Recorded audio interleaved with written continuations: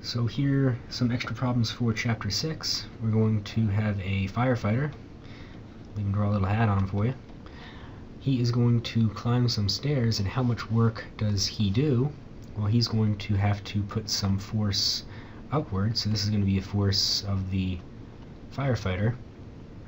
We'll have to assume that he does this at a constant acceleration, so the force that he has to overcome is simply his own weight, his mass times gravity.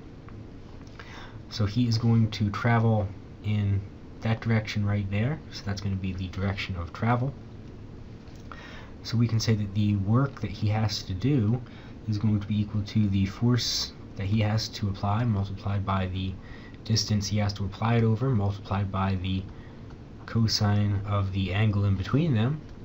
We can see that the cosine of the angle between the distance and the force is 0. Cosine of 0 is 1.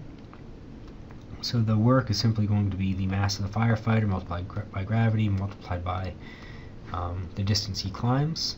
So 75 kilograms multiplied by 9.8 meters per second squared multiplied by 28, and we're going to get 2.06 times 10 to the 4th joules. Now we're going to have a car. The car is traveling at some velocity, so this is going to be kind of a before picture, and then at the end of the day the car is going to be stopped. How much work must be done to accomplish this task? Well, the work done is going to be equal to the change in kinetic energy. The car had some kinetic energy before, it had none at the end of the day. The work done was is simply the difference between the kinetic energy before and after. So that's going to be equal to kinetic energy after kinetic energy 2 minus kinetic energy 1. We know kinetic energy is 1/2 mass velocity squared. So 1/2 mass velocity 2 squared minus 1/2 mass velocity 1 squared. I know that velocity 2 is going to be 0. It's going to be stopped. So I'm left with negative 1/2. I got my mass of 925 kilograms, and it was originally going at 95 kilometers per hour. We just digress here and say velocity is 95 kilometers per hour. If I want to convert that to meters per second, I know that 1 meter per second is going to be 3.6 kilometers per hour. Just kind of taking a little shortcut here. I get 26.38 meters per second. So put that guy in there, 26.38 meters per second. Square that guy, and I see that the work done is going to be negative 3.2 times 10 to the 5th joules. What the negative means is that the car is slowing down. If we think about this in terms of forces, to slow this car down, we need to apply our force in that direction, while the distance it's applied over is in that direction right there. So the angle between those guys is going to be 180 degrees. Cosine of 180 is going to be negative 1. We expect this to be negative work. Okay, a conservation of energy problem. Here we're going to have Jane, and she's looking for Tarzan. She's going to grab hold of a vine. So here I can draw Jane. I'm on a roll with drawing today. She's going to initially have some velocity, 5 meters per second. She's going to grab hold of that vine. She's going to swing up, and she's going to have some final height associated with her. So that's kind of what I'm looking for. We're looking for this height right here. How high does she go? Now we can see that this vine is going to apply tensional force. That's always going to be perpendicular to her direction, so the vine will do no work on her. Therefore, we can say that the energy beforehand must be equal to the energy afterwards. So her energy is simply going to be the sum of her kinetic energy plus her potential energy. That's her potential sum of her energies beforehand, and then I'll do her energies afterwards, mass velocity 2 squared plus mass gravity, and then her final height. Now what we know is we know that she's going to be at her high point when her velocity is going to be equal to 0. What we can also do is we can say, well, this height right here, y1, I'm just going to call that my 0 point and say I have no potential energy right there. And then this difference in height, y2 minus y1, will be the potential energy that I've gained, so my height will now be y2. So now that I've set those two guys equal to 0, I can divide both sides by mass. Mass is going to cancel out, and I can solve this guy for y2. See that y2 is going to be 1/2 velocity 1 squared. Divide that guy by gravity. So I simply go ahead and I plug everything in. It's going to be 5 squared divided by 2 times 9.8, and that's going to be 1.276 meters. Now you can see that this does not depend on the length of the vine, so the length of the vine is not going to affect how high she goes. That's only dictated by her speed. Okay, we have another conservation of energy problem, only now we're looking at kinetic energy and spring energy. So here we have a car and it's traveling at 85 kilometers per hour. So we first want to go ahead and convert that guy. So we know that in 1 kilometer there's 1,000 meters, and in 1 hour there's 3,600 seconds. I know that my velocity of my car is going to be 23.6 meters per second. So now draw my picture. Initially I'm going to have some velocity associated with my car, and it's going to essentially have a spring over here. All of the kinetic energy of the car is going to turn into potential energy of the spring, so 1/2 mass velocity squared is going to be 1/2 kx squared. I'm interested in the spring constant, so first thing I do is multiply both sides by 2. That's going to cancel out. Divide both sides by x squared, kind of as you see here.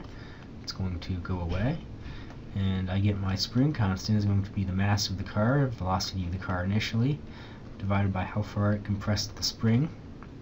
So 1,200 kilogram car, initially traveling 23.6 meters per second. That compresses the spring by 2.2 meters, and I get the spring constant to be 1.4 times 10 to the 5th newtons per meter. And lastly, a problem where there's a non-conservative force. This is going to be the force of friction.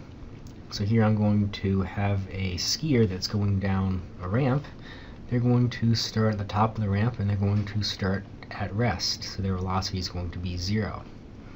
They're going to slide down the ramp, and there's going to be friction going on there, and I'm asked what is my velocity at the bottom of the ramp.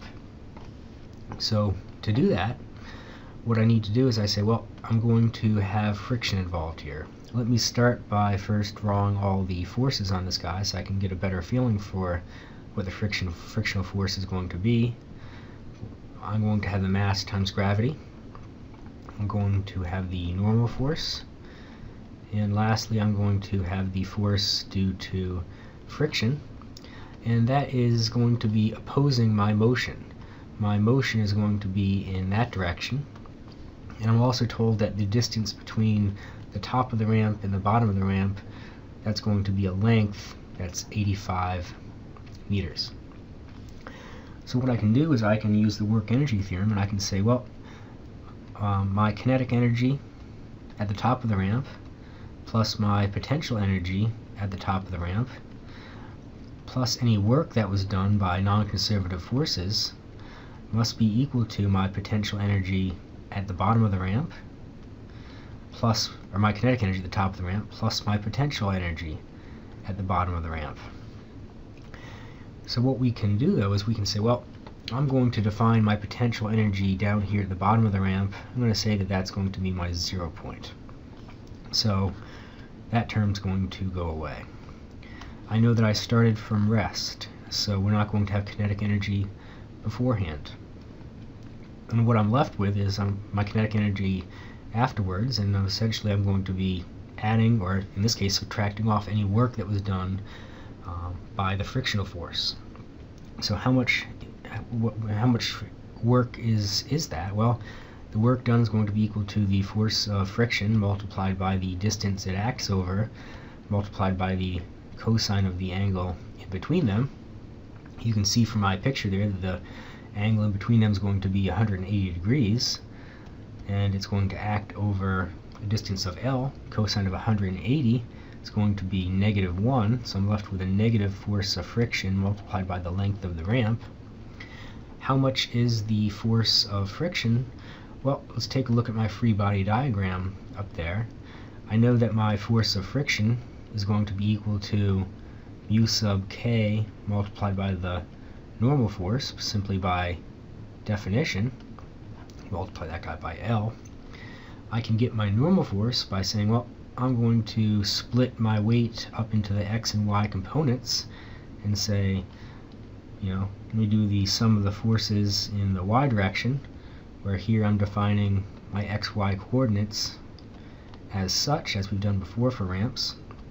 This must be equal to 0. It's not accelerating through the ramp. I'm going to have my normal force going upwards, and I'm going to have my mass times gravity cosine the angle of the ramp in the downward direction. And so I'm left with my normal force being equal to mass times gravity cosine the angle of the ramp. So the work that was done is going to be negative mu sub k mass gravity cosine angle of the ramp multiplied by length. So now we've isolated what the work is in this equation right here. The other thing I need to get is going to be this height. Simply I can say that y1 is going to be equal to the length multiplied by the sine of the angle of the ramp, because this is the angle of the ramp and this is the opposite side, so it's going to be a sine. Now I can go ahead and I can take this equation right here, pop on down here, and say I'm going to solve this guy for v, or v2. So I'm going to say, well, v2 is going to be equal to mass times gravity times L sine theta. I've simply plugged in my y1 right here, minus mu sub k multiplied by mass gravity cosine of the angle multiplied by the length of the ramp. And that's actually I'm going to also multiply that entire guy by 2 and divide that entire guy by m.